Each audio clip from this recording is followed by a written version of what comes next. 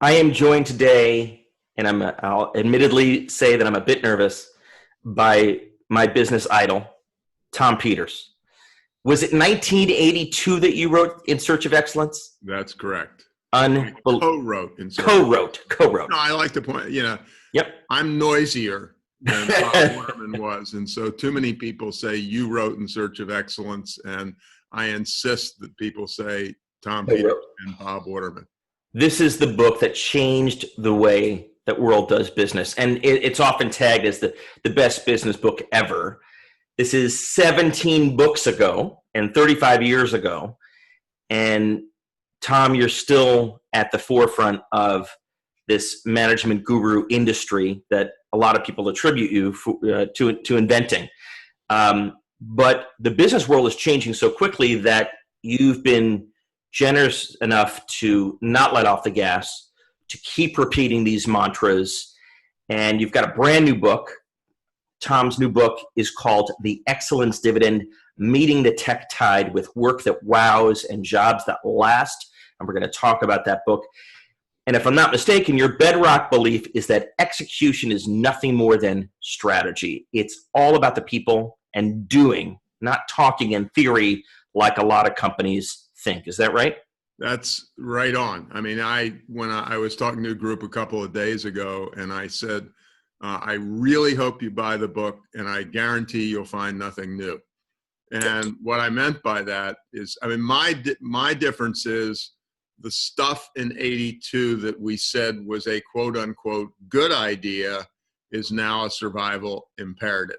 Yeah. And I really believe, I mean, the fundamental hypothesis of the book is that I don't know what the heck happens 25 years from now, nor am I very interested. And not just because I'm an old guy, but because if I'm 40 or 35, first I've got to get through the next 5 years. Yeah. And I will guarantee you in the next 5 years that AI will not go so fast that people's stuff won't matter. I'm reading a book on the craziness of virtual reality right now, and God knows what happens 15 years, but I don't care about that. Yeah, in that window, in the 5-year window. For your career, or Joe Jones or Mary Jones, who is watching us right now. Yeah.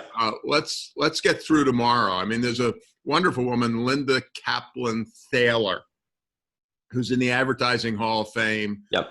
Started her own ad company, grew it to a couple $2 billion in revenue, and she says, don't ever use the word vision around me. I am simply interested in doing the absolute best job that I can for my clients, today.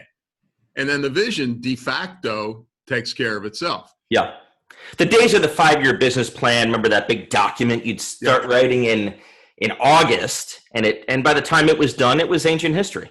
Absolutely. I remember Larry Bossidy, the former vice chairman of GE, who didn't get the job after Welsh, but then went on to run Allied. He said, when I get to the company and they hand me just exactly what you said, when they hand me the tome, I say, that's great. Please come back next week with 1 page. Yeah. And that's the game. I'm delighted that you have it. I mean, the other part of it is, which is one of my biases, if you and I end up where we thought we were going, then A, we're going to be bored to death, and B, we won't have done anything interesting. Right. That's right. Detours along the way that brought you to one side of the camera and me to the other side of the screen. So I have to ask you, after 35 years of saying this and repeating it and shouting it and traveling the world presenting on it, do people finally have the religion? Are we finally basically there that still? No, still. Well, but here's another thing, and I don't really know your audience perfectly, so I may be shooting the wrong dart. My people, I despise the term business guru, but if there is such a term, my people act as if the entire planet consists of the Fortune 200 and the FTSE 100. Yeah. Reality is the Fortune 500, even before their job cuts, I think they employ domestically 7 or 8% of the American workforce, and it's decreasing. And the other 140 million. And I'm not focused on the one person out of your bedroom office, which I truly believe in. But I love the M in SMEs, the medium-sized company. 20 people, 100 people, 1,000 people. 200. Yep. And I think in that set, there are people who, really are getting this. But, I've got another bias that I've always had. If Tony Robbins or the late Billy Graham walks into an audience of 1,000 people, they expect to change 1,000 lives. If I walk into a room with 1,000 people, I hope I can get through to 7. And there's nothing humble about that. It's just that, if you can make a difference in the ones I get into, I hate to use football analogies, the ones I'm successful with are not the ones who were on their own 5-yard line. They're the ones who were on their opponent's 10-yard line, and I gave them a really quick kick in the butt. Right. And they fell over the goal line, because I have the people who come to me say, oh my God, you gave me the license to be the person I have wanted to be. They thought they had to play a part, play a role, right? Absolutely. Of being a manager, of being a CEO.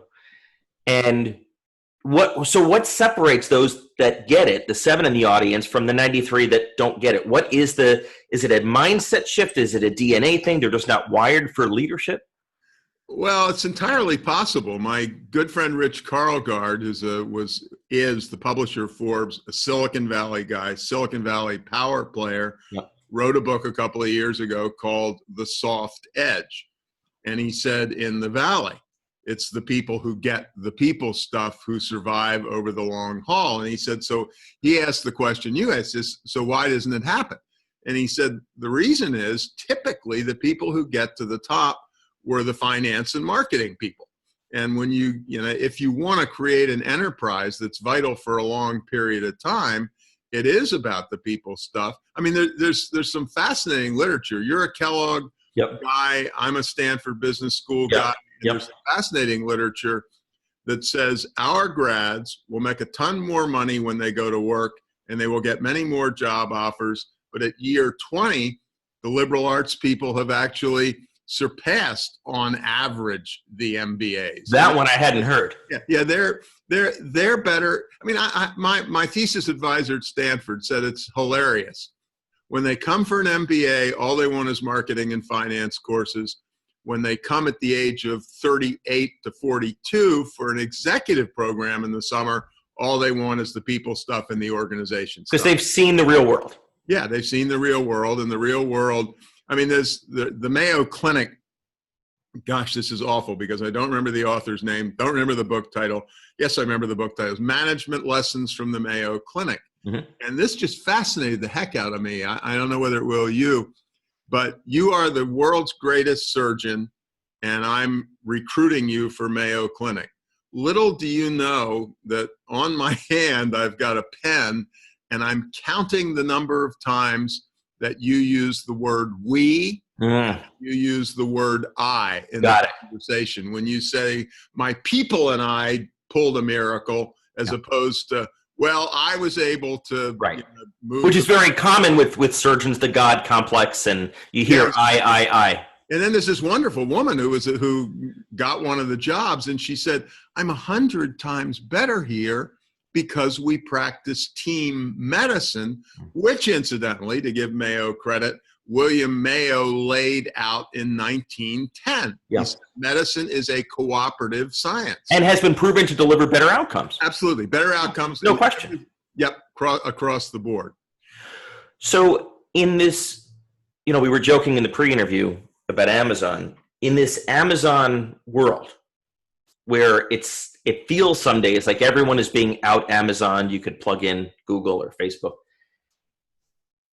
Does that drive a need for every other business to excel at the people part of their business, service, marketing, engaging with customers, because you can't win anymore on that digital That's basically my bias in this book. And to your point, as you and I are talking, my book came out about 20 days ago or something like that.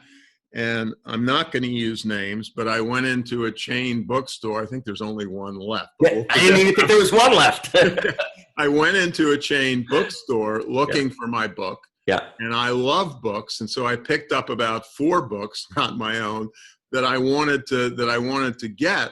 And so I go to check out, and the line is 20 people long. And it wasn't fair to make a critical comment to a first line clerk, but I said when I got up, because my frustration level was so high, I said, the only way you can outcompete Amazon is to make this a lovely experience, which is short lines, good disposition, doing book readings at night, whatever it happens to be. Community, engaging customers. Absolutely. And instead they're making you wait in line. Give them money. And I was really, this was crude, cruel, and rude. Yeah. And so I said, look, here's what I'm going to do. See this pile of books I'm carrying?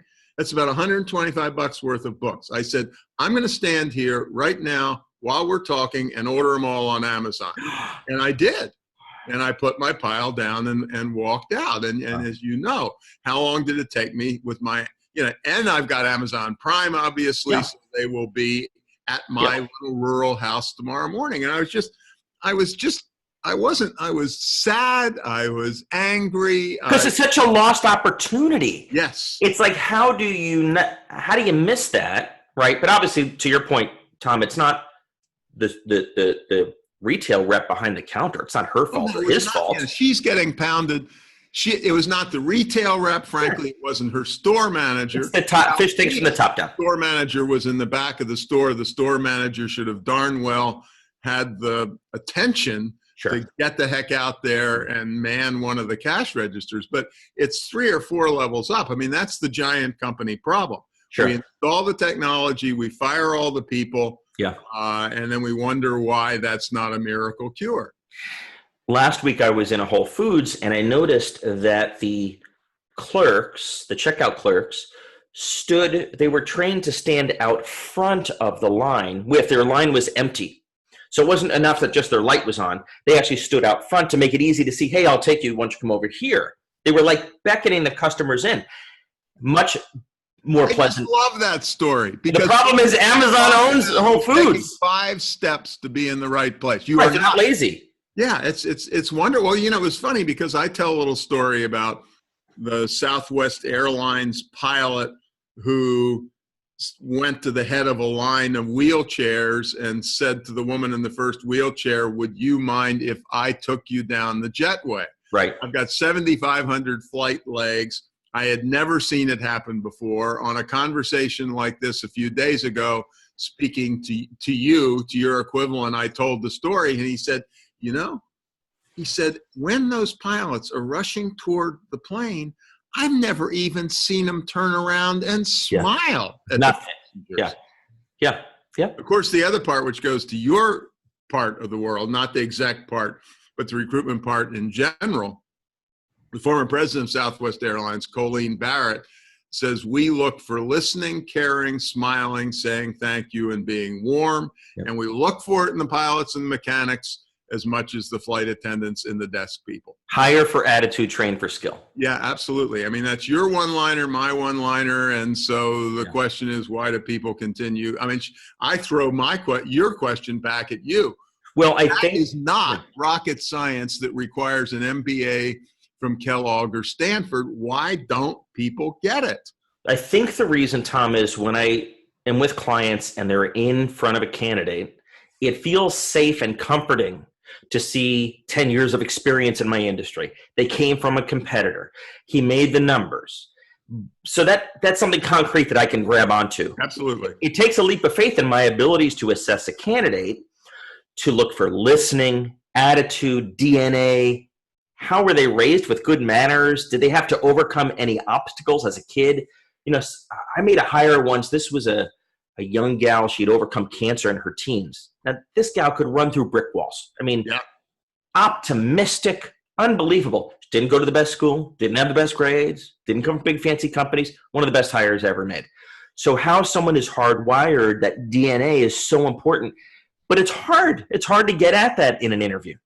Yeah, no, absolutely. I'm not sure it is hard, but people it takes time and practice. I think, I know you're the recruiter and I'm the amateur in that regard, but I think the statement you just made ought to be, put on a stone tablet and handed to every recruiter known to humankind. I mean, tell me whether you agree with this. I was talking to somebody about this same kind of thing a while back, and I said, I don't know you, you don't know me, we're both adults.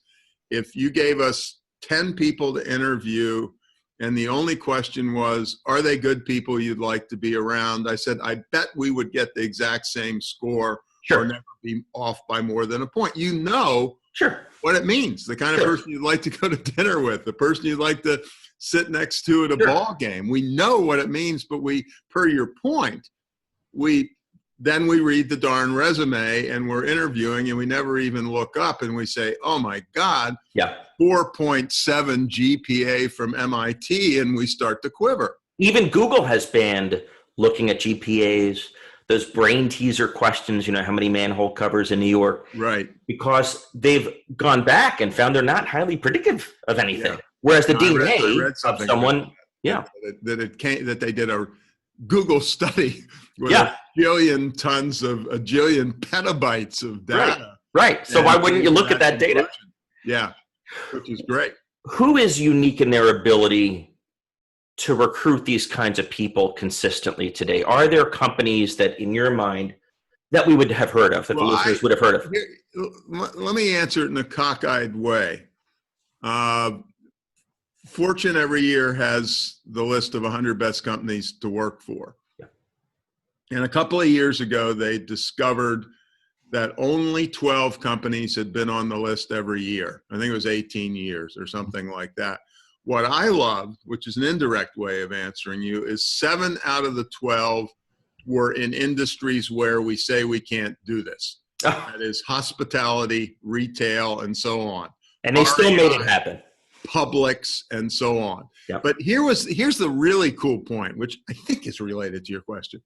They then went and said, what commonality can we find among the 12 companies?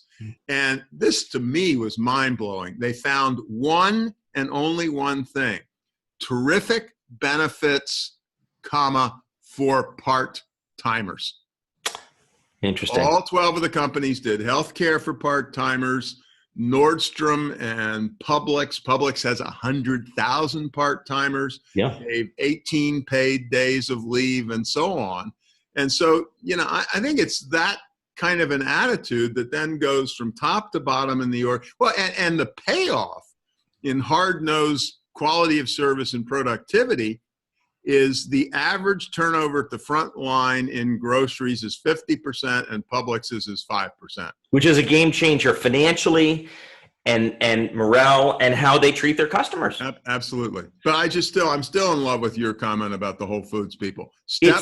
Make 3 steps, be on the other side of the register. It changes everything. And it changes the entire planet. And what blows my mind is now that they're owned by Amazon, does that mean even Amazon can out-Amazon you on customer service and experience? They were really screwed. Well, what I suggest is that if God is willing and we're both still alive, we have a follow-up interview 2 years from now. and see how prior to it, we will both go visit a Whole Foods and see what Amazon did to Whole. Bezos is a pretty smart guy. So he is. And they're hedging their bets with Amazon Go where there's no people, right? So maybe the answer is we serve people however they want to be served. It truly is customer centric. If you want a digital experience where you're not dealing with a human, we have that. If you want Whole Foods, you got that. Yeah, I mean, I'm reading a book right now that I would prefer not to be reading, and it's one of the real gurus in virtual reality. And the fundamental argument is we don't need human intimacy anymore. And that makes me very happy that I'm 75. Yeah, because you're going to miss that. I don't really want that. Yeah. Who wants to live in that world? Yeah. I don't want to take too much of your time more, but I have to ask you something. You've been talking about the need to hire and promote women for decades. You were one of the first. And I remember so distinctly some of your early books in the early 90s were talking about this. Is it finally here? Have people, how we finally, I know we're not there in terms of the metrics, but does everyone get this yet? I'd never use the word everyone, but I think things are turning. Good. And among other things, I think the hard-nosed literature is now telling us that women are more effective at leadership, and particularly in today's world, because old hierarchies are dead. And all the hard-nosed evidence, including neuroscience, is telling us women use we more than I. Yep. Women are more willing to share credit. And if I've got a virtual team of 30 people from 20 companies in 7 countries on 3 continents, order giving and shouting and counting the stripes on your sleeves doesn't work anymore. Right. Command and control is dead. Yeah. And then there's just the hard-nosed stuff. Yeah. There was a McKinsey study, and it said with international companies, women with gender balance on boards of directors won big on every financial measure, and the one in particular I remember was 56% higher operating profit. And incidentally, just to be able to say this while I've got, am looking at some of your fans and friends, gender balance means a board of 10 people. Now, I have all these advanced degrees in engineering and business. Take the number 10. Wait, divided by 2. 2. What it means is a 10-person board with 5 women. That's right. Gender balance. Right. Not token 1, not cool 2 or 3, but 5. Well, here's the most wonderful one of all. Somebody asked Justice Ginsburg, relative to the Supreme Court, when she would be happy with how far women had gotten. Her wonderful answer was, she said, 9 zip. It went for 200 years with 9 men. This time has come. So I'm not requiring that, Jeff, but but you're right. It's got to be balanced. And at the same time, I give a lot of credit to that first brave woman who's at the table. There are companies where they've never had a woman leader. They've never had a woman on the board. And it has to start someplace. It's hard to make that wholesale change overnight, but if you can just crack it with one woman to start and show others in the organization that, hey, things are changing. And the other part of it, which gets back to what you do professionally when you're not doing this and so on, is women are the purchasers in the marketplace. And they control most of the purchase decisions. Consumer goods, but the most interesting stat to me is over 50% of professional purchasing officers are women. So not only is she going to pick the location of the family vacation, but it's going to be her signature on the 10-year, $10 billion ISIT RFP. Yep. And so it's not, oh, that's nice, she buys the groceries. It's she buys the groceries and she decides what computer system we're going to use. So you were optimistic that 35 years later, many companies, hopefully most companies, are finally getting this religion about the advantage. I wouldn't quite use the strength of the language you did. I would say I am cautiously good. That's optimistic. Fair. That's fair. That things are shifting. One last question before we wrap up.